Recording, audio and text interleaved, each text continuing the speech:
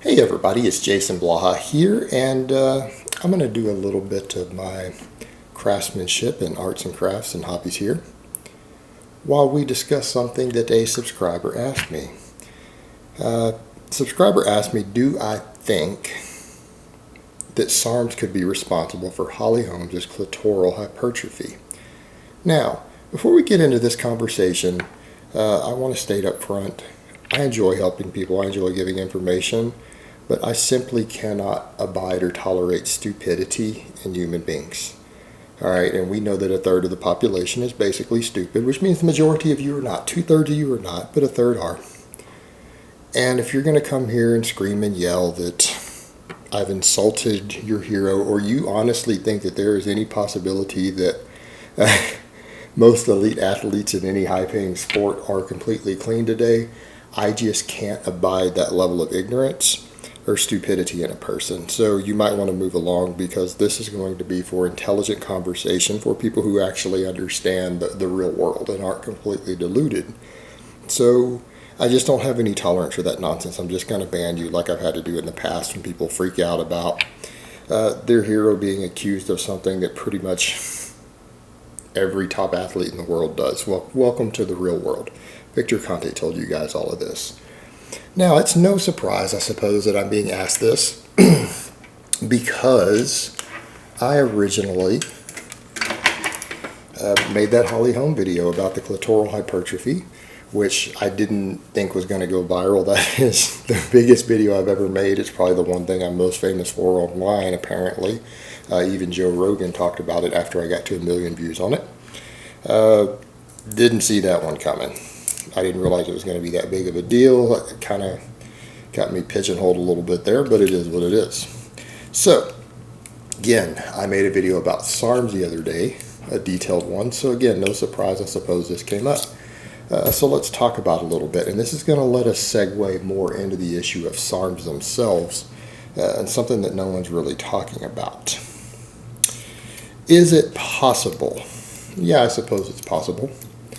Would I bank on it? Not necessarily. And the reason I say that, and I know that's going to come as a shock, because everyone's like, well, you know, she was sponsored by a SARM company. You know, they sponsored her. So, and I believe it was called, what, Intel Pharma? I believe that was the name of the company. Someone correct me if I'm wrong there, because I have been wrong on occasion. Actually, I've been wrong more than once. I'm at least man enough to admit it when I'm wrong. A lot of people aren't.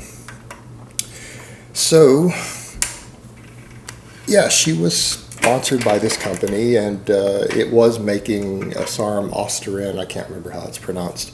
I believe at the time they were sponsoring her, but they have supposedly discontinued manufacturing of it, although I know of at least 5 or 6 different companies that make it and sell it online as a research chemical.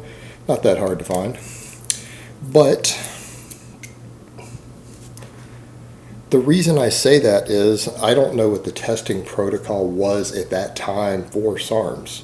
So an athlete, a top-level athlete at the top of their game trying to make millions of dollars, is most likely, if they have good coaches, not going to take random things, even over-the-counter supplements. Like, no smart athlete ever takes an over-the-counter supplement. It's the stupidest thing you can possibly do if you're drug tested. You might claim that you take them, but you don't take over-the-counter stuff if you don't want to get popped on a drug test. Supplement company cannot be trusted to not put drugs in everything. It's just the nature of the industry. You can't bank a $3 or $4 or $5 million contract on the ethics of a supplement company. If you do, you're stupid and you deserve to lose your money. I mean, you know, the whole industry has been shown to put illegal drugs and stuff all the time. You know, 20 plus companies have been caught doing it at this point. So you're not going to take those sort of gambles. You're not going to use over-the-counter stuff in general. So I would hope that her coaches at that point would have said, no, unless they knew there was no test for it at the time, and I don't know if there was for her particular sport. Now, if there was no test for it, it's all fair game. It's an anabolic drug. It works. But that being said, without knowing the testing protocol, I can't say. So is it possible that that could have caused it? If she was using it because it wasn't being tested for, possibly.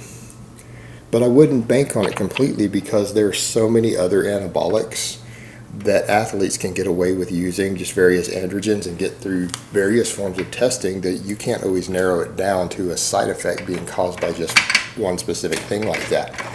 So I wouldn't bank on just that one thing. It's possible, yeah, but I wouldn't single that one out and say, hey, that's what caused it.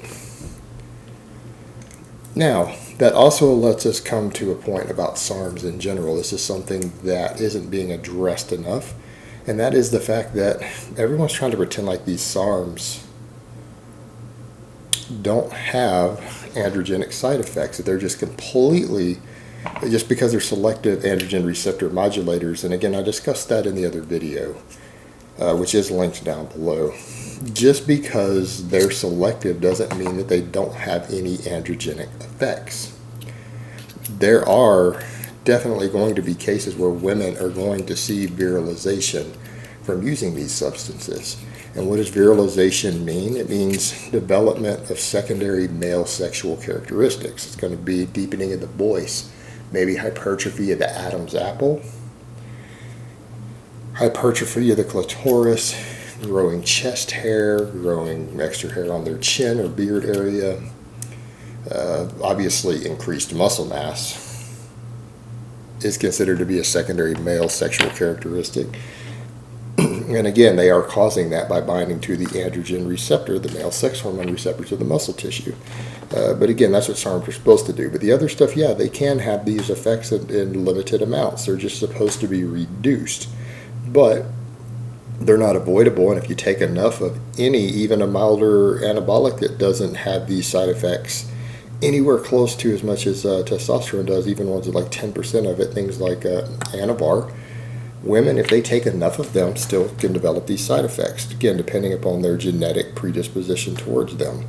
So, could SARMs cause clitoral hypertrophy, deepening of the voice, things like that in females? Yeah, absolutely.